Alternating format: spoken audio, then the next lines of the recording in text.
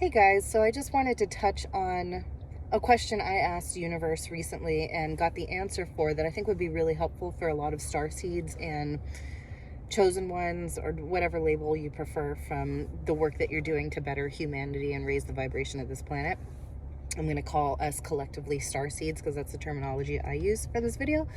But I asked Universe recently why we chose to do it in this way, why we chose to come as humans, and wouldn't we have been more useful as our higher vibrational self, and wouldn't that save us a lot of this negative vibration that we have to go through, and save us time and effort in having to overcome the matrix before taking part in actually serving our purpose and bettering humanity, right?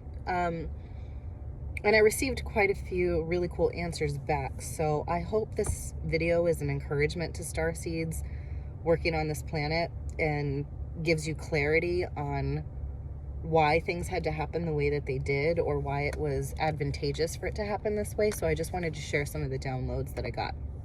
A lot of it has to do with the idea of leading by example, by going through the situation and knowing the nuances of it to give proper healing firsthand. And poetic justice, which I'll break down later, has to do with Christ consciousness and like reversing systems and equal and opposite energy.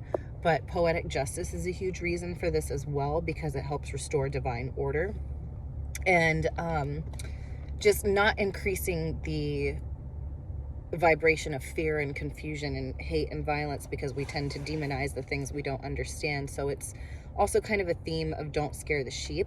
And the last one is the idea of being a foot soldier in order to create more thorough connection by walking firsthand with the human, by being a human and being able to be angel and human, or starseed and human, or alien and human at the same time, whatever terminology or picture fits well for you of how you quantify yourself as a starseed.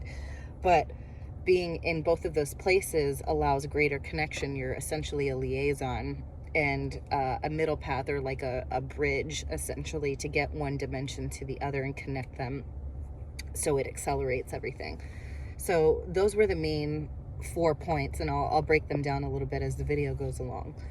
I really wanted to break down poetic justice first because it ties into everything else. So I won't get into it, but you can use the Christ consciousness and the Adam and Eve story, although I won't get into this too much. But basically, this is also why women are waking up first too, because of the idea of poetic justice has to reverse the system with its equal and opposite force. So we're also going to reverse everything on the timeline in order to heal this, to bring it back to its center point.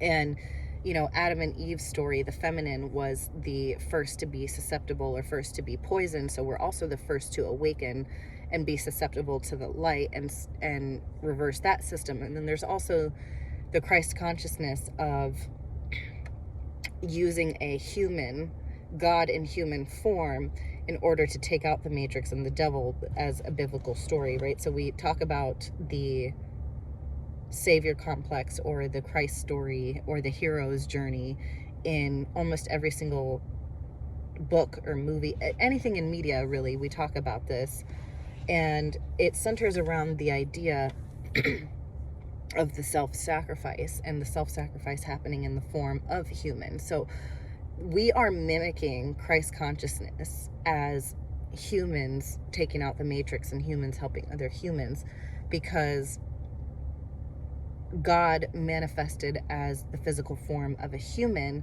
happened because of the equal and opposite force that matrix or devil or shadow dark consciousness attempted to overtake the human, or the human population on this planet. So in order to meet it with its equal and opposite force, we use the human to take over the dark consciousness, in order to flip the script the perfect 180 degrees, because reality is a mirror. So that's the Christ consciousness story. So we also do this as the equal and opposite force coming here as human instead of the light being. So it also helps teach a proper lesson, or install something into the consciousness of the darkness that attempts to overtake us. When you do it in this way, it really reveals how strong the thing is that you're trying to overtake and how weak you are in trying to overtake it. It's like, it's the David and Goliath story as well, in showing that the art of the small, right? So we talk about this in Taoism as well. So it's Te, which is the art of the small. And this is what's happening with us, and why humans are being empowered themselves to take over the Matrix, and why our job is not necessarily to battle the Matrix, although that happens. Our job is to re-empower and reawaken humans here, which becomes much easier if you are a human yourself, because we become much more approachable and identifiable and familiar to the human. So there's that side of it with, the foot soldier thing I talked about. But add that to the reversal of the process and poetic justice. If you think that you are more powerful over something, and it defeats you, and it defeats you easily just by being its authentic self, which is what we do when we re-empower ourselves, then you're meeting it with its equal and opposite force to prove that this thing you tried to overtake is overtaking you. This thing that you thought was weak is actually powerful, and the power you thought you had is actually weakness. So there's also a divine lesson to be taught in this, and it restores balance and homeostasis to do it in this way. So there's that side of it. And then a huge one, a commonality with starseeds, is that a lot of us, or chosen ones in Christian terminology, or just aliens, or whatever your chosen terminology is, for starseeds, there's a commonality that a lot of us talk about in the beginning of our journey, and that is overcoming the darkness first, and overcoming the Matrix first, and coming here through the veil of forgetfulness, because the planet is of such a low vibration that we do forget who we are, and we forget our past lives, and we forget our future lives and our higher dimensional lives, and we forget heaven, and we forget love, and all these other things, because the vibration is too low to hold those things. So we come and we re-empower ourselves first. That way we actually know the first-hand formula for the lowest parts of society that have been treated the worst, which is why a lot of the time the starseed story tends to be, I've been treated the worst. I have all of these aces, or I have this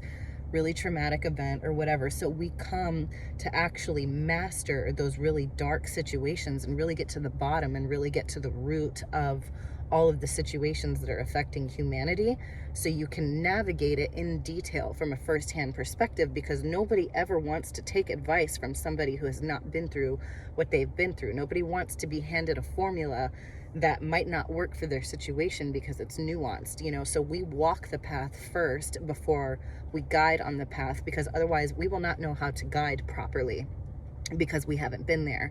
We haven't been part of the struggle. But once you take part in the struggle, and the lowest, most dirty, most unhappy parts of the struggle, you know how to navigate, and you're not speaking as a hypocrite. You're speaking as somebody who has been there and done that, and gotten underneath the belly of the beast, so to speak. So there's actually real honor and real purpose in the fact that we're doing it in this way, and there is a divine reason this is happening, and there's a divine balance that is restored energetically when we serve that poetic justice to the dark half of the universe as a human, because humans were manipulated and disempowered and used. So what greater thing than to overtake it as the feeble human that you are?